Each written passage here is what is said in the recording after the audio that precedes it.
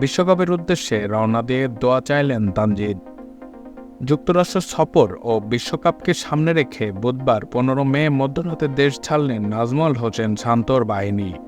ক্রিকেটারদের বহন করা ফ্লাইটটি শাহজালাল আন্তর্জাতিক বিমানবন্দর থেকে রাত ১টা ৪০ মিনিটে ছেড়ে যায়।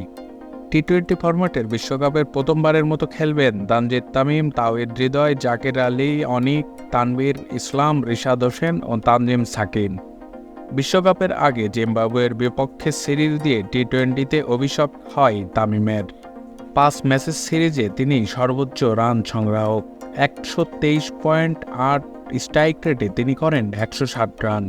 এই ক্রিকেটার বিশ্বকাপের বিমানে উঠে দোয়া চেয়েছেন। সাকিব আল হাসানের সঙ্গে ছবি শেয়ার করে ফেসবুকে তানজিদ লেখেন, ভালো কিছু হবে বলে আশা করছি, আমাদের দলকে প্রার্থনায় রাখুন। ১ জুন পদ্মা উঠবে টি-20 বিশ্বকাপের। বাংলাদেশের প্রথম ম্যাচ ৭ জুন শ্রীলঙ্কার বিপক্ষে। ডি গ্রুপে টাইগারদের অন্য সঙ্গীরা নেপাল, দক্ষিণ আফ্রিকা ও নেদারল্যান্ড।